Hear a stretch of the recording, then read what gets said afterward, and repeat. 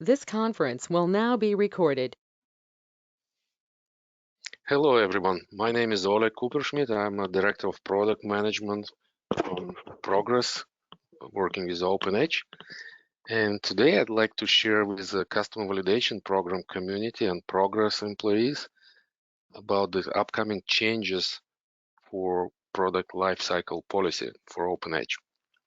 I want to stress out that this presentation is restricted to members of CVP, Customer Validation Program, who accepted terms and conditions, including non-disclosure agreement.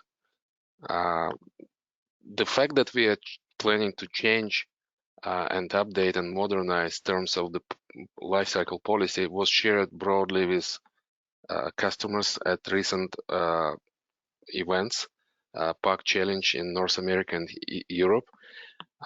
Now the time has come for me to share with you some more detail. The policy has been written, reviewed, and I would like to share this with you with the hope of learning what additional information may help to explain, to understand the policy as we are building a FAQ document to accompany this. With that, I want to remind, if you want to share this with somebody else, please make sure that they are members of CVP or working for Progress employees. Thank you. So what are we going to talk? First, I would like to share with you why we decided to make these changes. I will introduce to you taxonomy that we use to describe product delivery, talk about product support options as they apply to different releases, talk about different stages or phases of product lifecycle.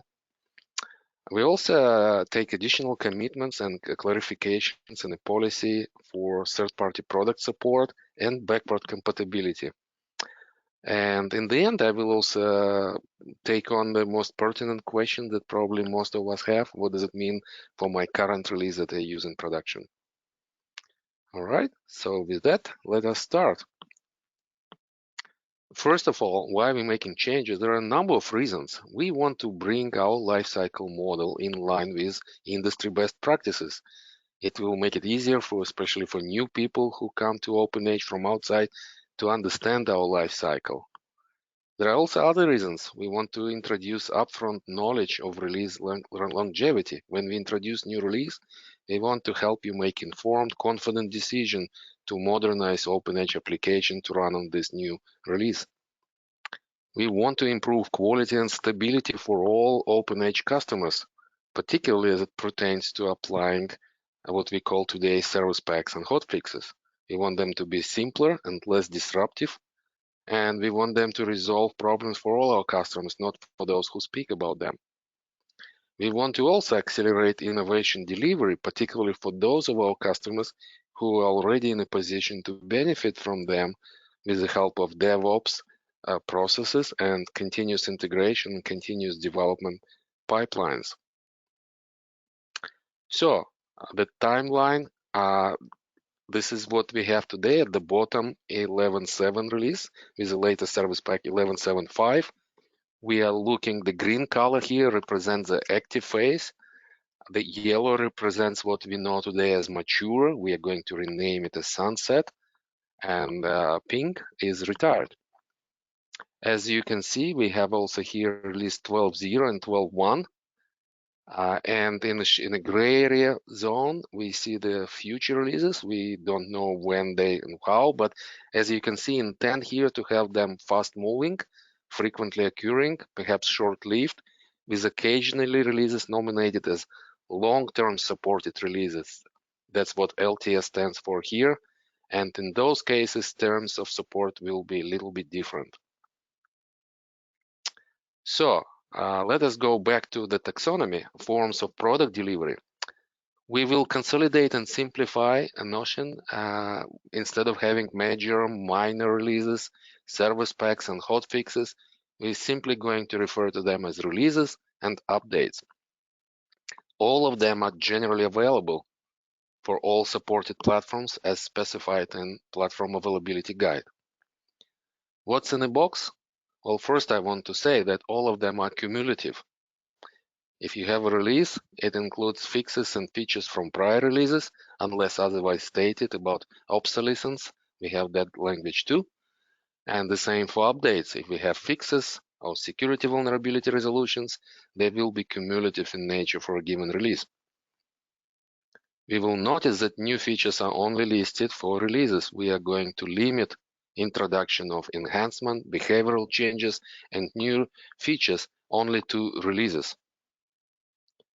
Defect fixes for severity 1 and security vulnerabilities of high severity, level 9 and higher, will be in updates. We will also be looking to address other severity 2 defects subject to the impact on stability of release for all the other customers who by that time use that in production. Speaking of backward compatibility, we will take every care to respect that. And in fact, later in this presentation, I have a separate slides. The policy has a separate section that talks about this. We understand that in general, to introduce new capabilities in a release, we may need to make changes that impact backward compatibility. We are trying to be as transparent as possible and only do that when it truly benefits our customers. With that, we are taking commitments not to disrupt those areas of capabilities that can impact backward compatibility when we introduce updates, and only do that in exceptional, unavoidable cases.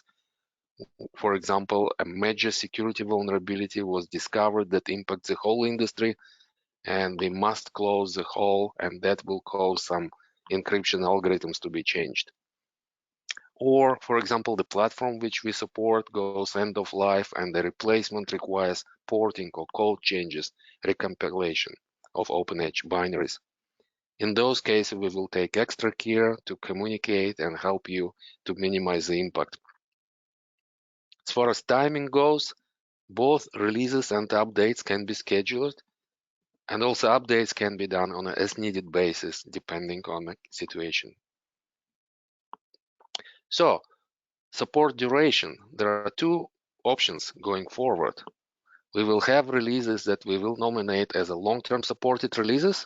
The focus there is to bring confidence and stability for a long time. We want to help you invest confidently, and we want to give you ample time to migrate your latest LTS release with long remaining life to retirement. Okay. Non-LTS releases, on the other hand, focus on faster innovation.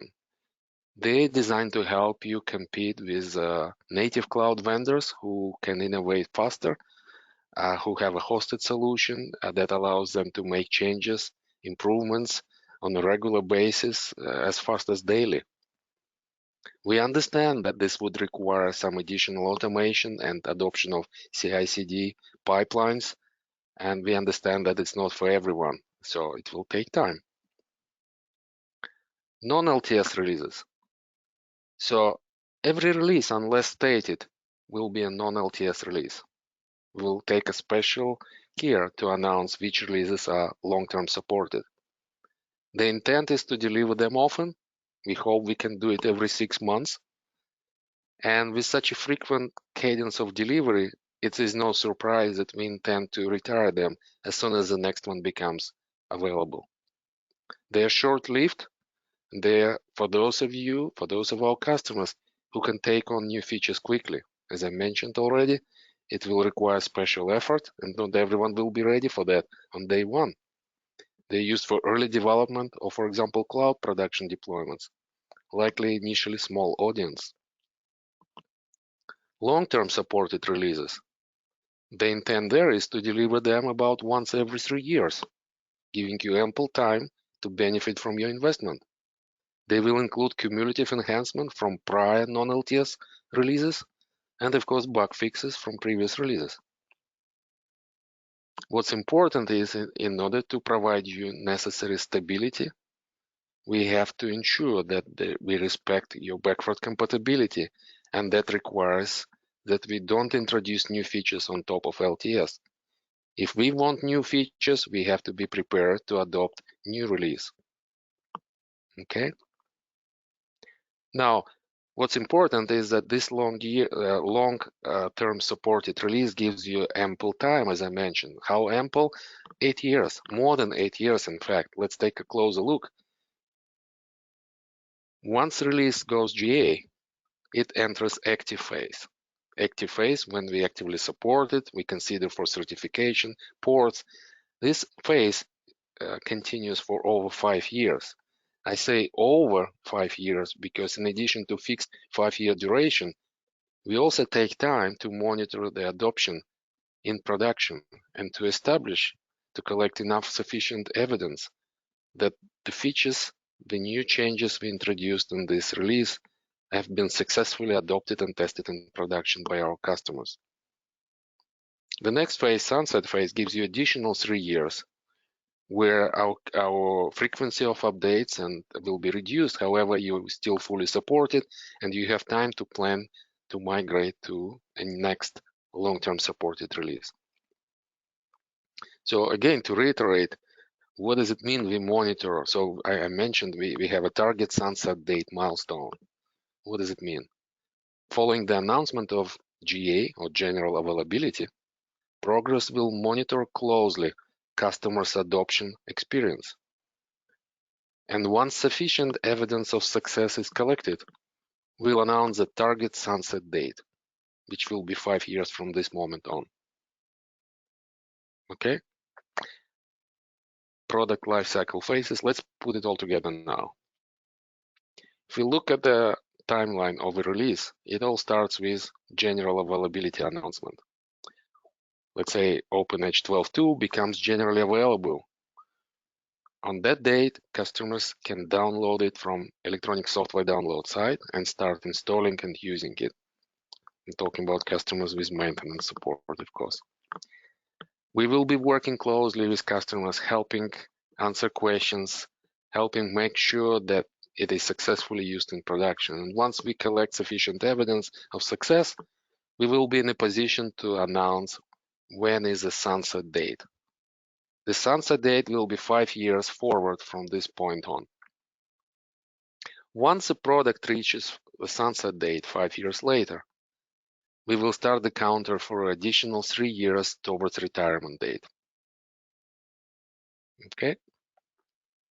Now let us take a quick overview.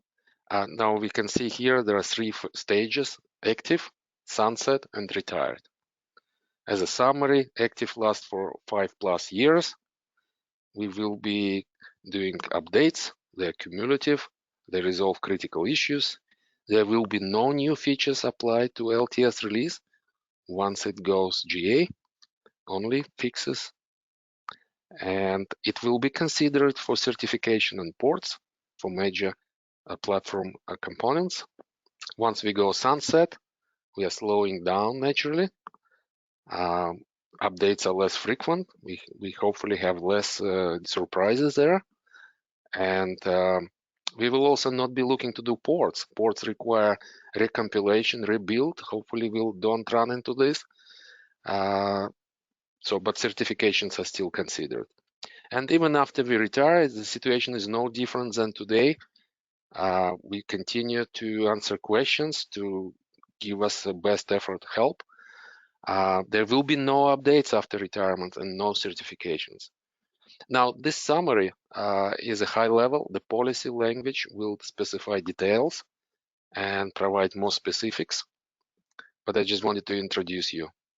For non-LTS releases, it's pretty much the same, except due to the short-term nature of this release, there will be no sunset phase.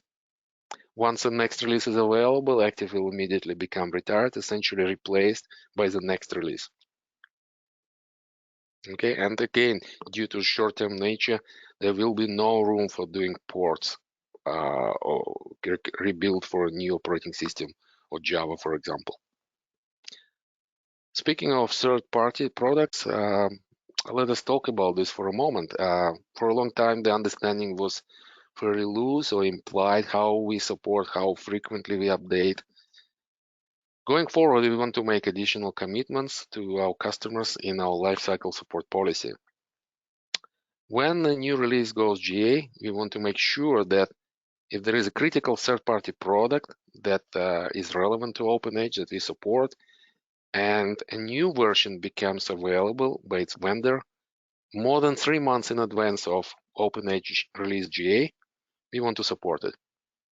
Okay, so we don't want to have OpenEdge release going GA with something not supported that should be supported. For example, operating system becomes available more than 3 months, like 4 months.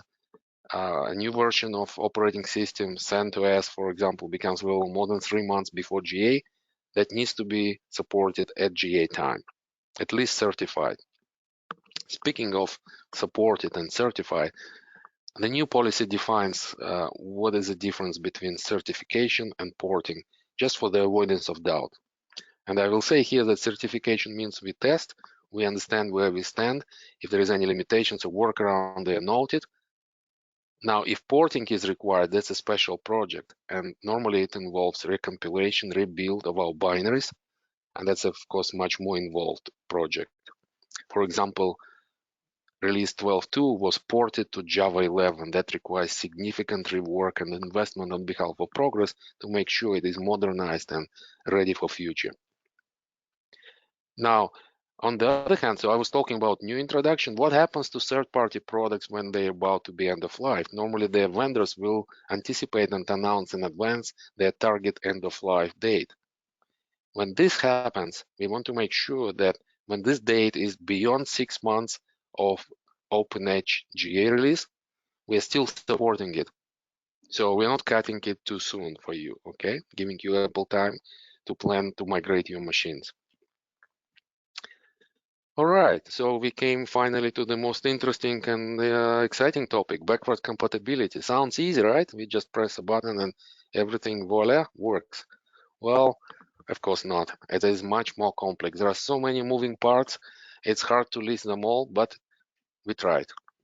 And the new lifecycle policy, we include now a section that attempts to lift the cloud over this uncertain topic. There is a lot of moving parts. We had knowledge base articles trying to explain. We built some meaning into major versus minor release. Reality is that a platform is not even a product. A platform is an underlying foundation for OpenEdge applications, and OpenEdge application development platform is large. It has a lot of things. It has a lot of components. It has third-party products. There is a lot, quite frankly, what can change over time. And if we want to innovate and make it better, from time to time, we need to be able to make changes.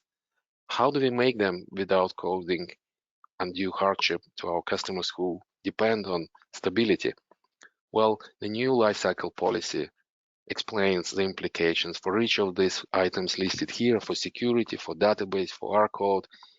We have a table there, we're listing what might happen, and we are making a difference between what changes are allowed in release and what might happen, and what changes are not allowed in update, and what we will be doing to ensure that. So I invite you to think and let us know your feedback, your questions, and what would you like to know more about this. And finally, let us take a look at these questions. What will happen to existing releases? So 11.7.5 is currently in mature phase. We will be converting it as we are introducing a replacement for mature called Sunset with slightly different characteristics. We will be grandfathering 11.7.5 as mature release. It will become Sunset release, and we will extend Sunset phase, obviously, to give you more time.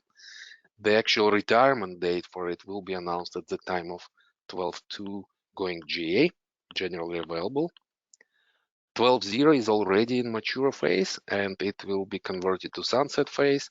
Retirement date is already announced. As you can see, it is March 2022.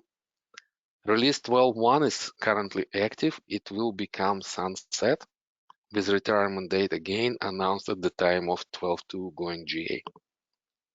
All right, and that, ladies and gentlemen, completes my overview. I hope you found it useful. I want to leave you on this happy note. We are looking forward to host a great event in Boston, and I hope to see many of you in June. Again, reminder, this information is offered to members of Customer Validation Program. We would love to hear from you as part of our collaboration. We want to make sure that when we introduce these changes, they are understood by you and by other members who didn't join CVP. So how to make it better. Thank you very much. I thank you for your attention. All the best. Bye-bye.